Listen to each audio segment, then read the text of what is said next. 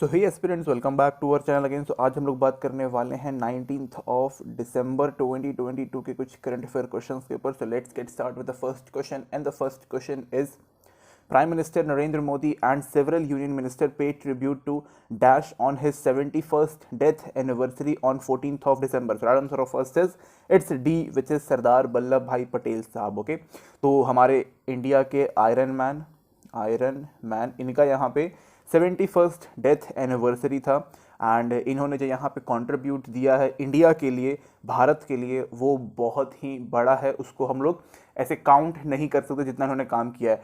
लेकिन सबसे ज़्यादा यहाँ पे जो इनका मेन यहाँ पे काम रहा है, जिसके बारे में लोग इनको जानते हैं, पहला चीज़ तो ये कि भाई ये एक हमारे ग्रेट लीडर रह चुके हैं। इसके अलावा इन्होंने ये एक हमारे स्वतंत्रता सेनानी भी हैं और इंडियन इंडिपेंडेंट मूवमेंट में इनका काफ़ी बड़ा योगदान रहा है। उसके अलावा इन्होंने यहाँ पे यूनाइट किया है पूरे इंडिया को। जितने भी हमारे कंट्री में प्रिंसली स्टेट्स थे, अराउंड 558 के आसपास थे, कंफर्म मुझे नंबर याद है, लेकिन 500 प्लस था। ओके, तो जितने भी यहाँ पे प्रिंसली स्टेट्स थे उन सबको यहाँ पे यूनाइट करके आज का जो इंडिया है उसको यहाँ पे बनाने में सबसे बड़ा काम इन्हीं का रहा है। ओके, इनका यहाँ पे 71st डेथ एनिवर्सरी है। इसके अलावा जो इनका बर्थ एनिवर्सरी है वो 31 ऑफ अक्टूबर को हम लोग यहाँ पे सेलिब्रेट करते हैं, 1875। ओके, 1875। इसके अलावा अगर हम बात करें तो इनको यहाँ पे 1991 में यहाँ पे इनको भारत रत्न यहाँ पे मिला था आफ्टर हिज डेथ। जब लोगों को लगा कि हाँ भाई इन्होंने काफ़ी अच्छा काम किया है, तो इनको यहाँ पे क्योंकि देखो यहाँ पे थोड़ा बहुत लेट हो जाता है। ओके, तो भारत रत्न भी इनको यहाँ पे मिल चुका है, जो कि अगेन ही इज़ अ भारत रत्न। इसके अलावा अगर हम बात करें तो इनके बर्थडे के दिन पे ही हम लोग यहाँ पे राष्ट्रीय एकता दिवस मनाते हैं। रीज़न इज़ दैट कि इन्होंने यहाँ पे इंडिया को यूनाइट किया था। इसके अलावा यहाँ पे जो एडमिनिस्ट्रेटिव जो आज हम लोग देखते हैं, जितना भी एडमिनिस्ट्रेशन है उसका पूरा रिफॉर्म भी इन्होंने यहाँ पे किया। ओके, तो काफ़ी बड़ा इनका कॉन्ट्रीब्यूशन है। हम लोग सिर्फ यहाँ पे 1-2 मिनट की वीडियो में कुछ नहीं बोल सकते। ओके, इतना कह सकते हैं कि भाई ऐसे लीडर जो है वो काफ़ी कम होते हैं और ये जो है ये एक तरीके से अवतार आप कह सकते हो। ओके, भगवान के। Next question is dash make solar panel mandatory for new homes build after 2025। Right answer of second is it's D, which is Tokyo. Okay, तो टोक्यो चाहता है कि भाई अप्रैल 2025 के बाद जितने भी हाउसेज यहाँ पे कंस्ट्रक्ट की जाएंगे, चाहे वो कोई भी हाउस हो या फिर कोई भी बिल्डिंग यहाँ पे कंस्ट्रक्ट किया जाएगा, उसके रूफ पर यहाँ पे सोलर पैनल लगाना मैंडेटरी यहाँ पे कर दिया गया है। ओके, सो दैट कि जो यहाँ पे कार्बन इमिशन है उसको हम लोग यहाँ पे कम कर सकें।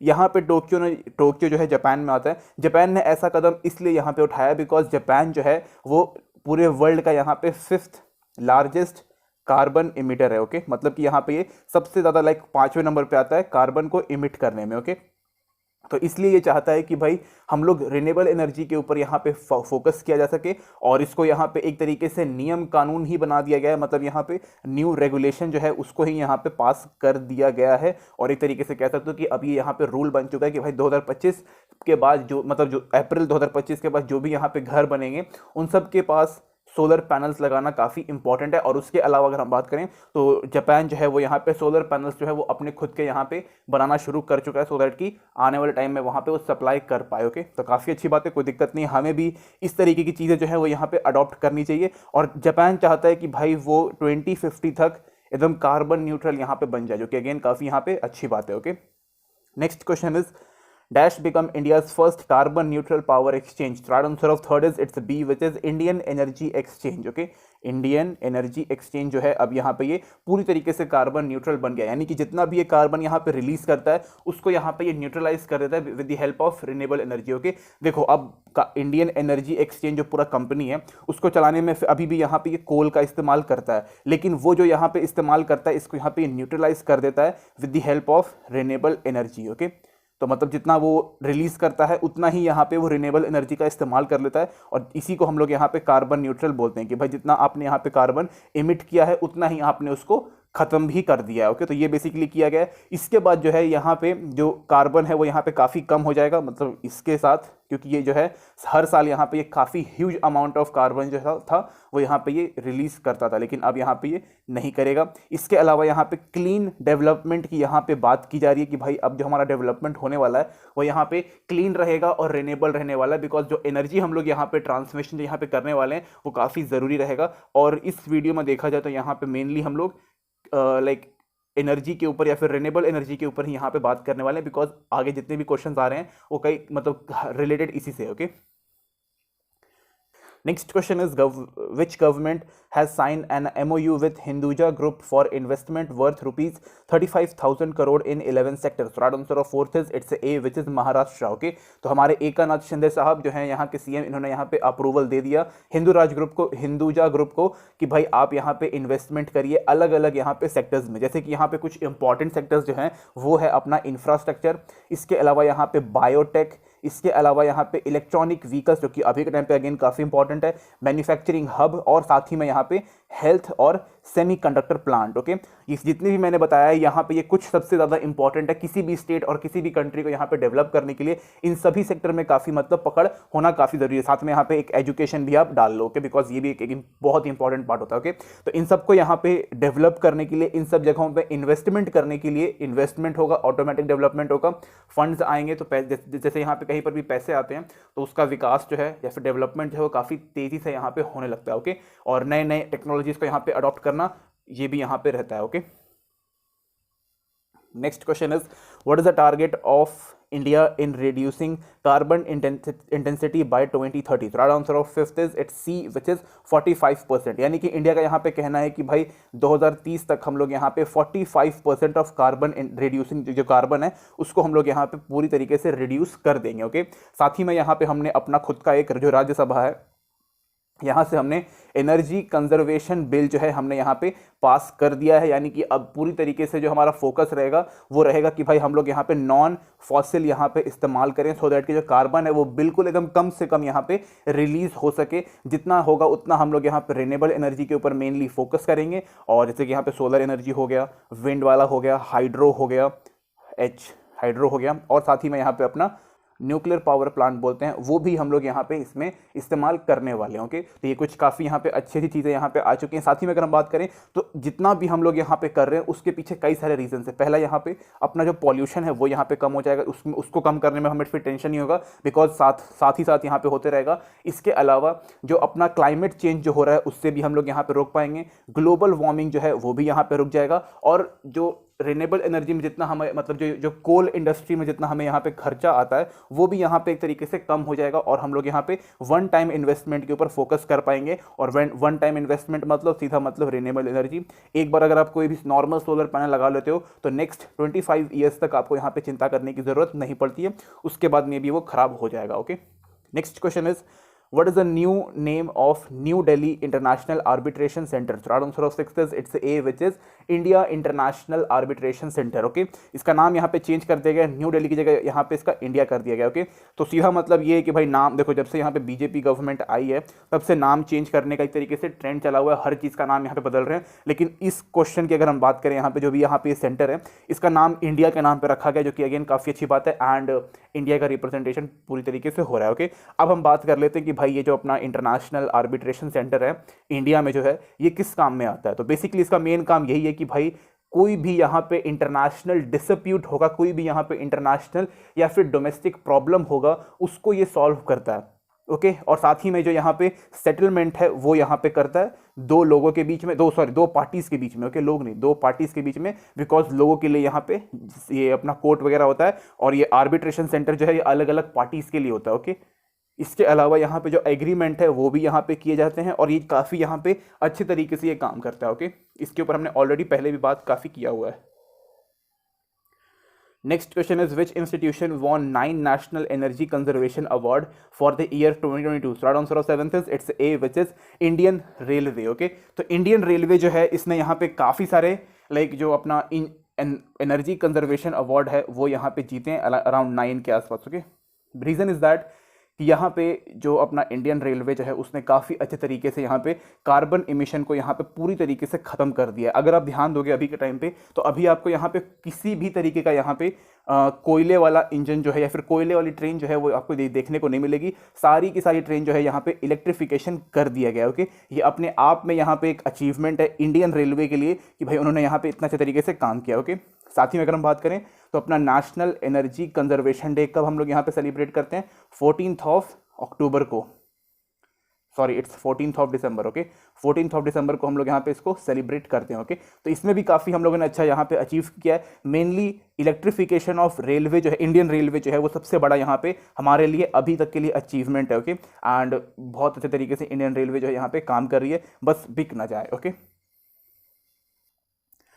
Next question is, which two country has been studying India ABPMJ health insurance scheme? So right answer of it is it's C, which is Sweden and Nepal, okay. तो ये अपना यहाँ पे जो ये जिसको यहाँ पे लिखा हुआ है आयुष्मान भारत प्रधानमंत्री जन आरोग्य योजना जो है, ये काफ़ी अच्छे तरीके से यहाँ पे इम्प्लीमेंट किया जा चुका है। साथ ही में यहाँ पे इस स्कीम के ज़रिए यहाँ पे 5 लाख रुपए हर फैमिली को यहाँ पे हर मेंबर को नहीं, एक फैमिली को यहाँ पे हर साल यहाँ पे दिया जाएगा, okay.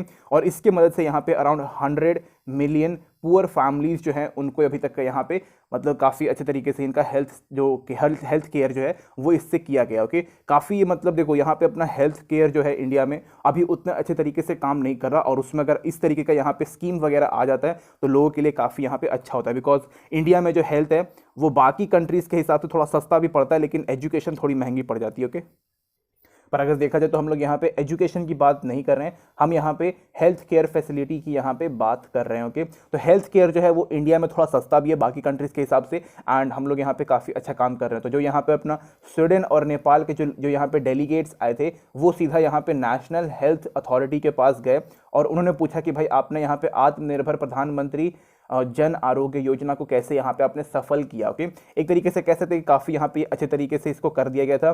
5 lakh rupees per year पर फैमिली यहाँ पे दिया जाता है, और इसके ज़रिए यहाँ पे जो हेल्थ केयर सिस्टम जो है वो काफ़ी ईजी हो गया, काफ़ी जो अपना हेल्थ है वो यहाँ पे अफोर्डेबल हो गया, और जो ट्रीटमेंट है वो ऑलमोस्ट गवर्नमेंट हॉस्पिटल में तो काफ़ी मतलब फ्री ही रहता है, ओके। बस थोड़े बहुत मेडिसिन अवेलेबल नहीं होते तो वो एक थोड़ा सा दिक्कत है, अदरवाइज ठीक ही है, ओके। मतलब ये नहीं कह सकते कि बहुत बेकार है, ठीक ठाक है, okay. Next question is, which country is the top oil supplier of India in November? So right answer of 9th is it's C, which is Russia, okay। तो रशिया जो है वो सेकेंड मंथ भी मतलब देखो अक्टूबर में भी हमारा ये टॉपर था और नवंबर में भी यहाँ पे ये टॉप पे रह चुका है, ओके। बिकॉज रशिया जो है वो हमें यहाँ पे काफ़ी अच्छे खासे डिस्काउंट पे हमें क्रूड ऑयल जो है यहाँ पे प्रोवाइड कर रहा है, ओके। तो फर्स्ट नंबर पे तो रशिया हो गया, सेकंड नंबर पे इराक हो गया, और थर्ड नंबर पे यहाँ पे सऊदी अरेबिया हो गया, ओके। जो कि अगेन हमारे लिए काफ़ी अच्छी बात है कि भाई रशिया जो है वो कम दाम में हमें क्रूड ऑयल प्रोवाइड कर रहा है, ओके। इसके अलावा अगर हम बात करें तो यहाँ पे कितना इन्होंने पर डे के हिसाब से दिया है तो 9,09,403 बैरल पर डे यहाँ पे इन्होंने हमें सप्लाई किया है एक दिन के अंदर, ओके। तो काफ़ी अच्छा है।